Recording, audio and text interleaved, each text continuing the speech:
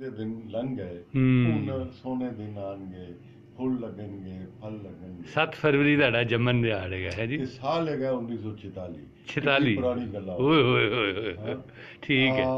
ਯਾਨੀ ਇਲੈਕਸ਼ਨ ਹੋਏ ਵੀ 2 ਮਹੀਨੇ ਹੋ ਗਏ ਹੋਏ ਸਨ, ਕਿਉਂਕਿ ਦਸੰਬਰ 45 ਚ ਹੋਏ ਸਨ ਨਾ, ਕਹਿੰਦੇ ਉਹਨੂੰ 46 ਦਾ ਇਲੈਕਸ਼ਨ ਨੇ, ਰਿਜ਼ਲਟ ਕਿਉਂਕਿ 46 ਚ ਆਇਆ ਸੀ। ਠੀਕ ਹੈ, ਠੀਕ ਹੈ। ਤੇ ਕੀ ਤੁਹਾਡੇ ਵਾਲਿਦ ਸਾਹਿਬ ਕੀ ਕਰਦੇ ਸਨ? ਫੈਮਿਲੀ ਉਹ ਵੀ ਲੋਅਰ ਮਿਡਲ ਕਲਾਸ ਫੈਮਿਲੀ ਸੀ।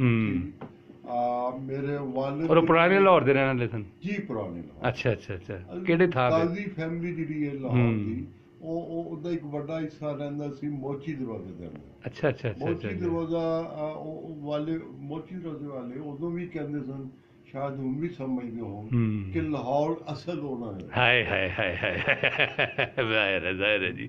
ਉਹਦੇ ਬਾਅਦ ਲੋਕਾਂ ਦੀ ਵਜ੍ਹਾ ਨਾਲ ਸ਼ੋਹਰਤ ਅੱਛੀ ਨਹੀਂ ਸੀ, ਭਾਈ ਬਦਕਮਾਸ਼ ਲੋਕ ਹੈਗੇ। ਲੇਕਿਨ ਉਹ ਇੱਕ ਪੂਰੇ ਹਿੰਦੁਸਤਾਨ ਵਿੱਚ ਇੱਕ ਮਸ਼ਹੂਰ ਸਿਆਸੀ ਜਗ੍ਹਾ ਵੀ ਸੀ। ਹਾਂ ਬਿਲਕੁਲ ਬਿਲਕੁਲ ਬਿਲਕੁਲ। ਮੋਚੀ ਦਰਵਾਜ਼ੇ ਦਾ। ਤੇ ਕਿਸ ਜਗ੍ਹਾ ਤੇ ਸੀ ਮੋਚੀ ਦਰਵਾਜ਼ੇ ਤੇ ਘਰ ਦਾ? ਮੋਚੀ ਦਰਵਾਜ਼ੇ ਦੇ ਅੰਦਰ ਇੱਕ ਉਹ ਆਬਾਦੀ ਸੀ, ਉਹਨੂੰ ਕਹਿੰਦੇ ਕਾਜ਼ੀ ਖਾਨਾ। ਅੱਛਾ ਅੱਛਾ ਅੱਛਾ। ਇਹ ਲਾਲ ਖੂਹ ਤੋਂ ਅੱਗੇ ਜਾ ਕੇ? ਹਾਂਜੀ, ਲਾਲ ਖੂਹ ਦੇ ਨਜ਼ਦੀਕ। ਅੱਛਾ ਅੱਛਾ ਅੱਛਾ ਅੱਛਾ। ਉੱਥੇ ਆਬਾਦੀ ਕਾਜ਼ੀ ਖਾਨਾ।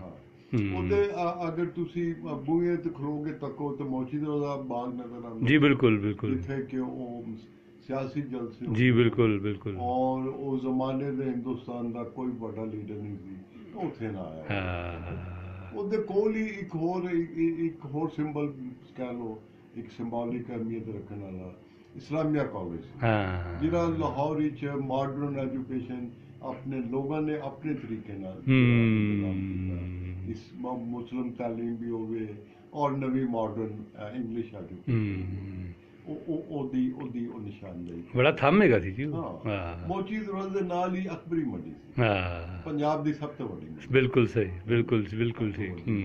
ਔਰ ਤੁਸੀਂ ਅਕਬਰੀ ਮੰਡੀ ਖਲੋਗੇ ਵੇਖੋ ਤੇ ਤੁਹਾਨੂੰ ਉਹ ਸ਼ਾਹ ਮੁਹੰਮਦ ਗੌਸ ਲਾਹੌਰ ਕਾਰਪੋਰੇਸ਼ਨ, ਬਿਲਕੁਲ, ਜਿਹਨੇ ਕਿ ਲਾਹੌਰ ਦੇ ਸ਼ਹਿਰ ਦੇ ਲੋਕਾਂ ਨੂੰ ਰੀਡਿੰਗ ਮਟੀਰੀਅਲ ਫਰਾਹਮ, ਉਹਦੇ ਪਿੱਛੇ ਇੱਕ ਹੋਰ ਪੁਰਾਣਾ ਜਿਹਾ ਮਕਾਨ ਨਜ਼ਰ ਆਉਂਦਾ ਸੀ। ਉਹਦੇ 'ਚ ਰਹਿਣ ਵਾਲੀ ਇੱਕ ਬੀਬੀ ਜਿਹੜੀ ਹੈ, ਉਹ ਅੱਜ ਵੀ ਲੋਕ ਉਹਨੂੰ ਯਾਦ ਕਰਦੇ ਨੇ। ਉਹਦੀ ਸ਼ਕਲ ਨੂੰ ਵੀ, ਉਹਦੀ ਖੂਬਸੂਰਤੀ, ਹੁਸਨ ਨੂੰ ਵੀ, ਉਹਦੀ ਆਵਾਜ਼ ਨੂੰ ਵੀ। ਉਹ ਸੀ ਫਿਲਮ ਸਟਾਰ ਸੁਰਈਆ। ਅੱਛਾ ਅੱਛਾ ਅੱਛਾ। ਉਹਨਾਂ ਦਾ ਘਰ ਕਿੱਥੇ ਸੀ? ਸ਼ਾਮ, ਅੱਛਾ ਸਾਹਮਣੇ ਉਹਦੇ ਸ਼ਾਹ ਮੁਹੰਮਦ ਗੌਸ ਦੇ ਬਿਲਕੁਲ ਸਾਹਮਣੇ। ਅੱਛਾ ਅੱਛਾ ਠੀਕ ਹੈ। ਸੋ ਅਸੀਂ ਜਦੋਂ ਲੰਘਦੇ ਸਾਂ ਤੇ ਮੈਨੂੰ ਹੁਣ ਇੰਝ ਯਾਦ ਆਉਂਦਾ ਹੈ ਕਿ ਹਰ ਟਾਂਗੇ ਵਾਲਾ, ਹਰ ਕੋਚਵਾਨ ਇਹ ਦੱਸਦਾ ਸੀ ਉਹਦਾ ਘਰ ਹੈ। ਹਾਏ ਹਾਏ ਹਾਏ ਹਾਏ, ਉਹ ਗਾਈਡ ਹੈਗਾ ਸੀ ਪੂਰਾ। ਉਹ ਇੱਕ ਐਸੀ ਸ਼ਖਸੀਅਤ। ਲੇਕਿਨ ਮੋਚੀ ਦਰਵਾਜ਼ੇ ਨੇ ਹੋਰ ਵੀ ਕਈ ਵੱਡੇ ਵੱਡੇ ਲੋਕ ਪੈਦਾ ਕੀਤੇ, ਤੇ ਉਹ ਬਹੁਤ ਅਹਿਮ ਹਿੱਸਾ ਸੀ ਸ਼ਹਿਰ ਦਾ। ਉੱਥੇ ਪੈਦਾਇਸ਼ ਹੋਈ। ਤੇ ਕਿੱਥੇ ਤੁਹਾਡੀ ਪੜ੍ਹਾਈ ਕਿੱਥੇ ਹੋਈ? ਅਸੀਂ, ਮੇਰੇ ਜਿਹੜੇ ਦਾਦਾ ਸਨ ਉਹ ਚਲੇ ਗਏ ਸਨ ਨਵੀਂ ਆਬਾਦੀ, ਮਜ਼ਾਫਾਤੀ ਆਬਾਦੀ ਨੂੰ ਕਹਿ ਲਓ, ਵਸਨਪੁਰਾ। ਵਸਨਪੁਰਾ, ਠੀਕ ਹੈ। ਇੱਕ ਮੋਰੀਆ ਪੁਲ ਤੇ, ਯਾਨੀ ਮੋਚੀ ਦਰਵਾਜ਼ੇ ਤੋਂ ਤਕਰੀਬਨ 2-2.5 ਮੀਲ ਸੀ। ਬਿਲਕੁਲ ਬਿਲਕੁਲ ਬਿਲਕੁਲ। ਯਾਨੀ ਲਾਈਨਾਂ ਤੋਂ ਪਾਰ? ਲਾਈਨਾਂ ਤੋਂ ਪਾਰ, ਠੀਕ ਹੈ। ਲਾਈਨ ਤੋਂ ਪਾਰ ਸੀ। ਤੇ ਉਹ ਨਵੀਂ ਆਬਾਦੀ ਸੀ ਉਹ ਜ਼ਮਾਨੇ, ਉੱਥੇ ਚਲੇ ਗਏ। ਤੇ ਉੱਥੇ ਇੱਕ ਸਕੂਲ ਬਿਲਕੁਲ ਨਵਾਂ ਬਣਿਆ ਸੀ ਉਹਨਾਂ ਦਿਨਾਂ 'ਚ, ਔਰ ਬਹੁਤ ਸੋਹਣਾ ਸਕੂਲ ਸੀ, ਵੱਡੀ ਖੁੱਲੀ ਜਗ੍ਹਾ ਸੀ। ਔਰ ਉਹ ਦੱਸਦਾ ਕਿ ਇੱਕ ਜ਼ਮਾਨੇ 'ਚ ਲਾਹੌਰ ਕਾਰਪੋਰੇਸ਼ਨ ਨੂੰ ਵੀ ਆਪਣੇ ਲੋਕਾਂ ਨੂੰ, ਆਪਣੇ ਸ਼ਹਿਰ ਦੇ ਲੋਕਾਂ ਦੀ ਬੱਚਿਆਂ ਦੀ ਤਾਲੀਮ ਨਾਲ ਦਿਲਚਸਪੀ। ਉਹ ਕਾਰਪੋਰੇਸ਼ਨ ਦਾ ਇੱਕ ਸਕੂਲ ਬਣਿਆ। ਅੱਛਾ ਅੱਛਾ। 2 ਮੰਜ਼ਿਲਾ, ਬਹੁਤ ਸੋਹਣਾ ਬਣਿਆ ਵਸਨਪੁਰੇ।